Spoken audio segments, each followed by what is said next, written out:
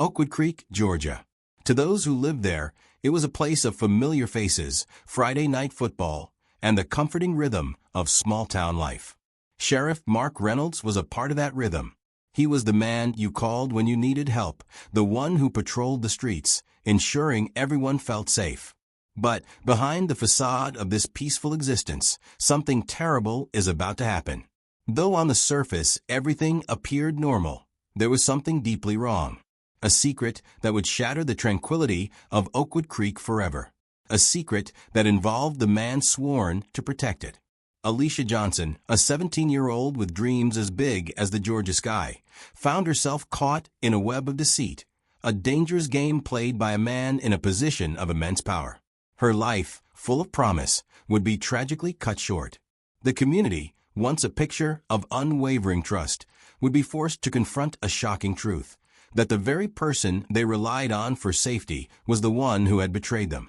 How does a man, entrusted with the very fabric of public safety, become the architect of its destruction? How does a person, who is a sheriff, violate the very laws that he is sworn to uphold? How does a man, who is a husband and father, destroy the life of a young girl? Where does a person begin to draw the line between right and wrong? This is the story of a forbidden relationship, a devastating betrayal, and a crime that left a community reeling. This is the story of Sheriff Mark Reynolds and Alicia Johnson. Welcome back to the channel, in the True Crime Vault. We're diving into another chilling true crime story, and this one is guaranteed to keep you on the edge of your seat. If you're ready to unravel the mysteries of this case with us, smash that like button right now to show your support, and let's get started. Don't forget to drop your initial thoughts in the comments below. We want to hear your early theories as we explore this disturbing story together. And if you're new here and hungry for more true crime content, hit that subscribe button and the notification bell so you never miss an episode in our 115 True Crime series. Mark Reynolds was more than just a sheriff. He was a fixture, integral part of the Oakwood Creek landscape. Charismatic and well-liked, he had a natural ability to connect with people, to make them feel heard and valued. He was a man people trusted, a man who held a position of immense authority, and a man who seemingly valued that trust, a man who seemed to have it all. Then there was Alicia Johnson, 17 years old, a bright, ambitious young woman, full of dreams and aspirations, dreams that reached far beyond the boundaries of Oakwood Creek. She was a senior at Oakwood Creek High, active in the student council, serving as class president, and had her sights set on college, with hopes of pursuing a career in law or social work. Alicia's path crossed with Sheriff Reynolds through a community outreach program, a program designed to bridge the gap between law enforcement and the youth of Oakwood Creek. He had been a guest speaker at her high school, discussing law enforcement and career opportunities, sharing his experiences and inspiring the students. Alicia, always eager to learn, always curious, had approached him afterward, expressing her interest in a career in law enforcement, asking him questions about his work and his experiences. He seemed genuinely interested in her future, encouraging her aspirations and offering to mentor her, to provide guidance and support. It was a chance encounter, a seemingly innocent connection, a seemingly harmless conversation that would soon turn into something far more dangerous, a connection that would ultimately lead to tragedy. The initial spark, a seemingly harmless mentorship, quickly ignited into something far more complex and dangerous. Sheriff Reynolds, with his years of experience navigating the dynamics of power, began to weave a subtle web of manipulation around Alicia. He recognized her vulnerability, her eagerness to please, and her desire for guidance, and he exploited these traits to his advantage. He would create opportunities for them to be alone, suggesting after-school meetings in his office or offering to drive her home from school events. He would use these moments to deepen their connection, sharing personal anecdotes, offering words of encouragement, and subtly shifting the focus from professional mentorship to personal intimacy. He cultivated an atmosphere of secrecy, emphasizing the unique nature of their relationship and the importance of keeping it confidential. He would say things like, "This is just between us, Alicia. It's a special bond, something not everyone would understand." He would paint a picture of their connection as something precious, something fragile, something that needed to be protected from the prying eyes of others. He would use phrases like, "people might misunderstand," or "they wouldn't get it," subtly implying that their relationship was something to be ashamed of, something to hide. This created a sense of isolation for Alicia, making her feel like she was the only one who truly understood him, the only one he could trust. As their relationship deepened, the sheriff's control over Alicia intensified. He would use a combination of flattery and guilt to manipulate her emotions. He would shower her with compliments, praising her intelligence, her beauty, her compassion. He would make her feel like she was the most special person in his life, the only one who truly understood him. He would also use guilt to manipulate her, sharing stories of his troubled marriage, his feelings of loneliness, his sense of being misunderstood. He would paint himself as a victim, a man trapped in an unhappy life, and he would position Alicia as his savior, his confidant, his only source of comfort. The text messages they exchanged became a constant stream of emotional manipulation. He would send her messages late at night, expressing his longing for her, his need for her presence. He would tell her how much he missed her, how much he needed her, how much he loved her. He would also send her messages filled with guilt and self-pity, telling her how unhappy he was, how lonely he felt, how much he needed her support. He would use phrases like, "I don't know what I'd do without you," or "you're the only one who understands me." These messages created a sense of dependency in Alicia, making her feel responsible for his happiness, his well-being. Alicia's isolation from her friends and family became increasingly pronounced. She would avoid social gatherings, cancel plans at the last minute, and become withdrawn and distant. Her friends, concerned about her behavior, tried to reach out to her, but she would brush them off, saying that she was just busy with school and extracurricular activities. Her parents, noticing her change in demeanor, tried to talk to her, but she would assure them that everything was fine, that she was just stressed about college applications. She became a master of deception, hiding her true feelings behind a facade of normalcy.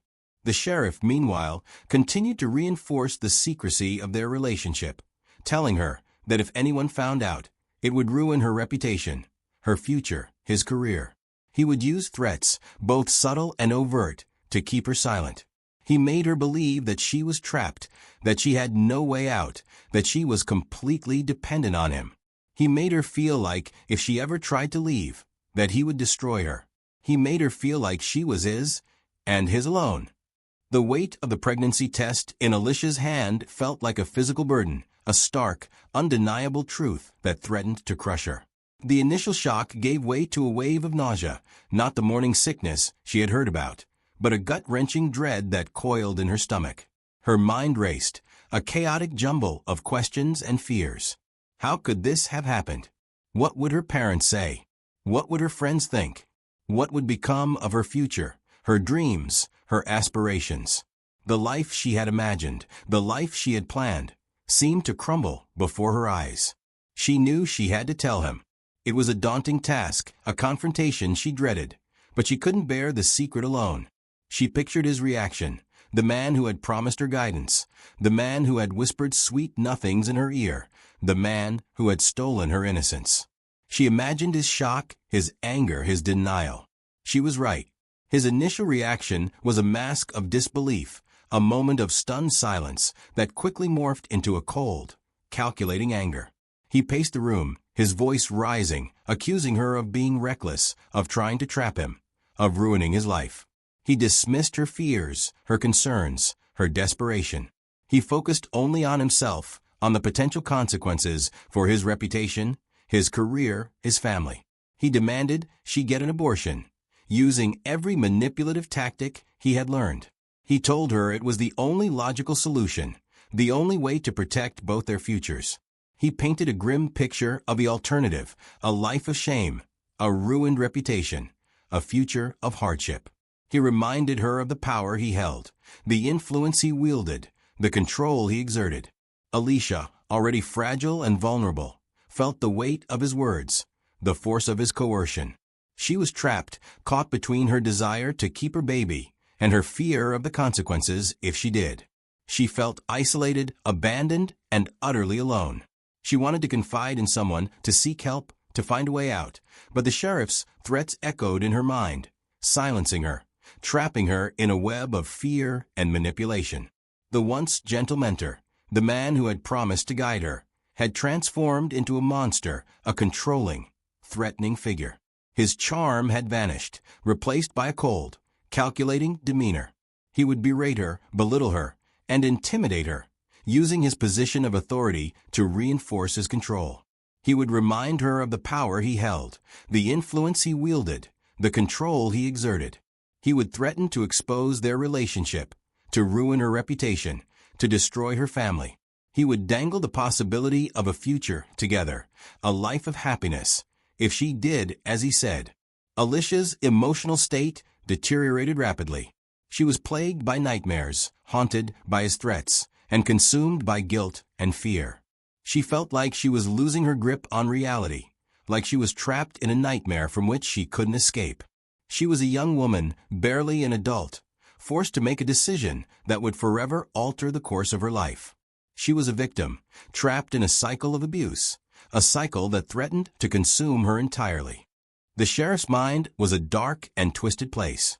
His obsession with Alicia had consumed him, turning his once charming facade into a mask of cruelty and control. He had become a predator, stalking his prey, calculating his every move. He knew he had to silence her, to eliminate any threat to his carefully constructed facade. He lured her to a secluded location, a place he knew would be isolated, a place where no one would hear her screams. He used the same manipulative tactics he had perfected over time, promising her a future together, a life free from fear and uncertainty. He convinced her to meet him, to talk things over, to find a way forward. Alicia, desperate for a glimmer of hope, for a way out of the web of deceit she had found herself entangled in, agreed to meet him. She had no idea that this would be the final meeting, the final chapter in her life. The sheriff's actions were calculated and deliberate. He had planned every step, every move. He knew what he had to do, and he was determined to carry it out. He silenced Alicia, ending her life and any possibility of her speaking out. The location of the crime, a secluded spot known only to him, became the scene of his horrific act. He disposed of the evidence, attempting to erase any trace of his involvement. He meticulously cleaned up the scene, leaving no trace of his presence. The sheriff believed he had gotten away with it, that he had silenced Alicia forever.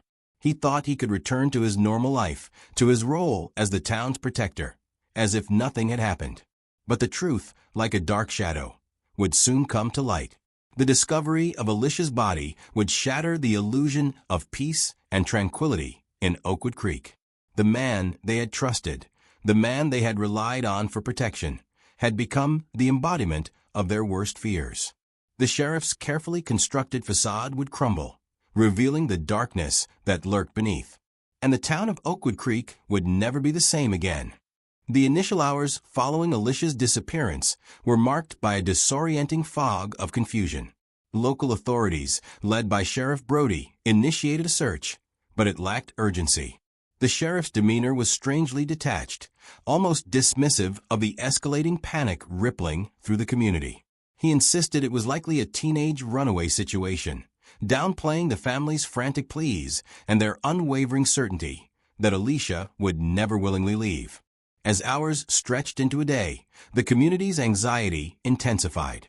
Volunteers, fueled by fear and a shared sense of protectiveness, organized their own search parties, venturing into the woods and surrounding areas that the sheriff's department seemed to overlook. Whispers of unease began to circulate regarding the sheriff's handling of the case. His pronouncements were vague, his updates infrequent and contradictory.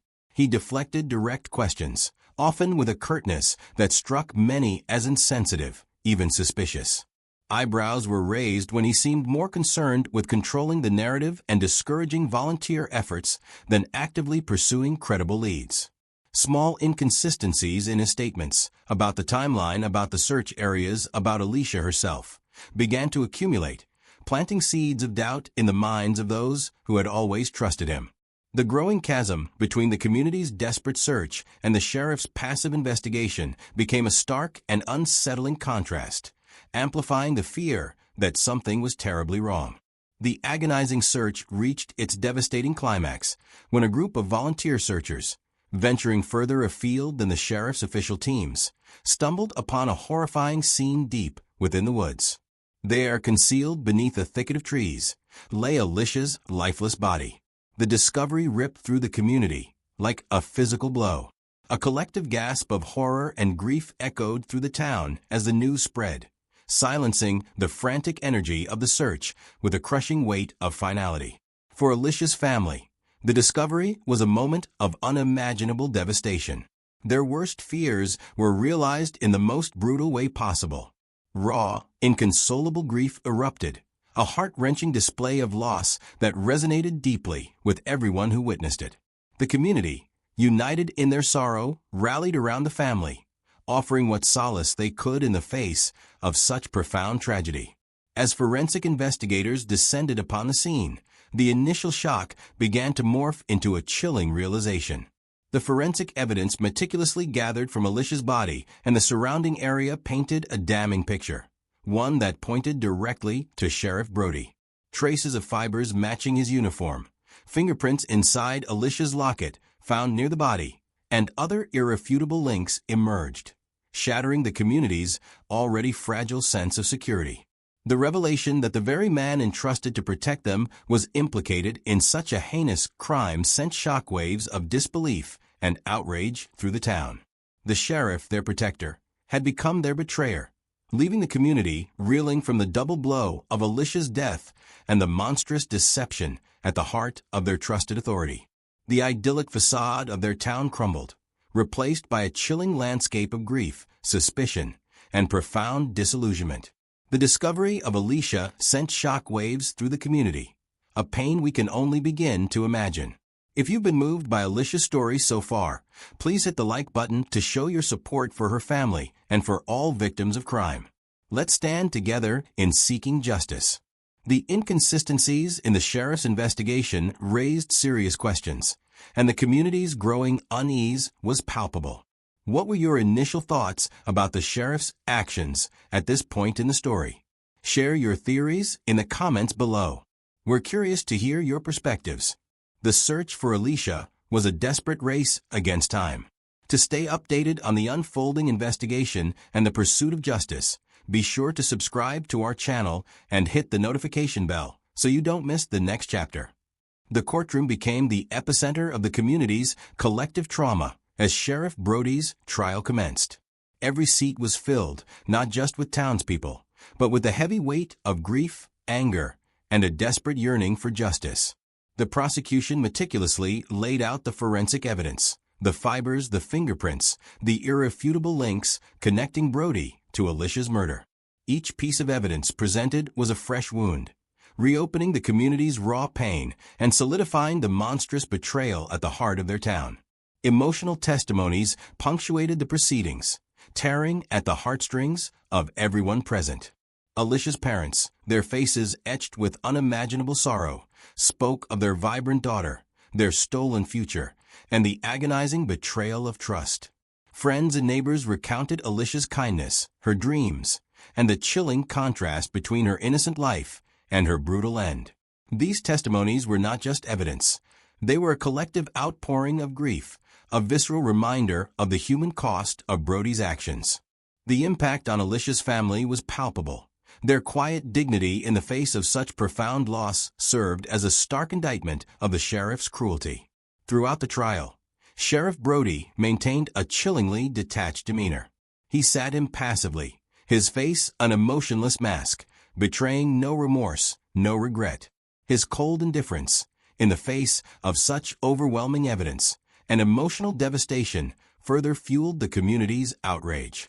His defense was weak, relying on flimsy denials and attempts to discredit the forensic evidence, all delivered with the same unsettlingly calm detachment.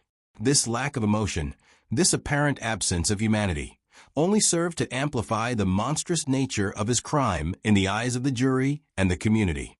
The silence in the courtroom was deafening as the jury foreman read the verdict, guilty.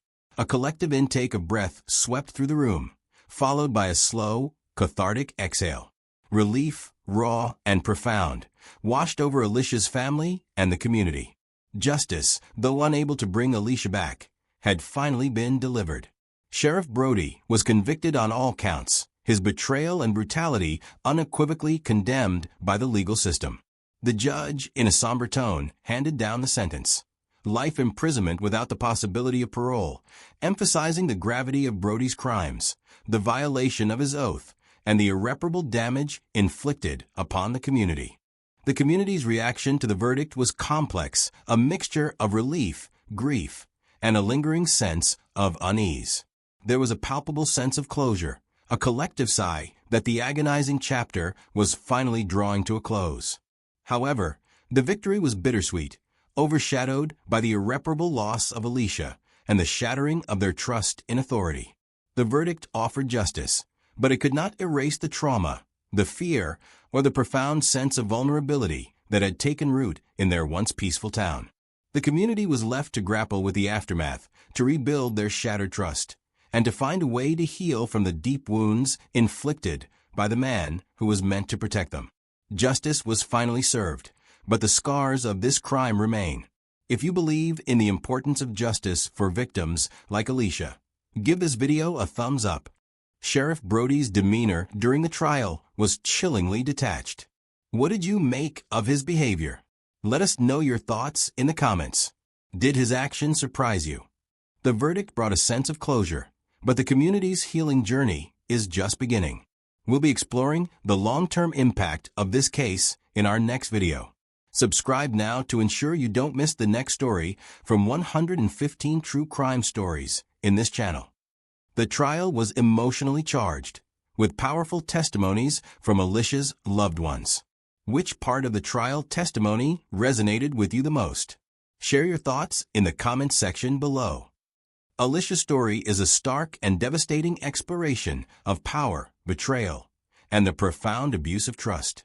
Sheriff Brody, a figure of authority and supposed protector, weaponized his position, exploiting the very community he swore to serve. His actions serve as a chilling reminder of how easily power can corrupt, and how devastating the consequences can be when those in positions of trust betray the vulnerable. This tragedy also throws a harsh light on the insidious dangers of grooming. Sheriff Brody's calculated manipulation of Alicia, preying on her innocence and vulnerability, is a textbook example of this predatory behavior. Grooming is a subtle and insidious process designed to build trust and isolate victims, making them more susceptible to abuse. It thrives in silence and secrecy, making awareness and vigilance crucial in protecting vulnerable individuals. Alicia's story is a powerful reminder of the need to protect the vulnerable and challenge abuses of power. If you agree with this message, please share this video with your friends and family to help raise awareness. This is just one of the 115 true crime stories we'll be bringing you on this channel. If you're interested in learning more about cases that highlight important issues and demand justice, subscribe to our channel now and explore our playlist for more compelling stories. We've only scratched the surface of the complexities of this case.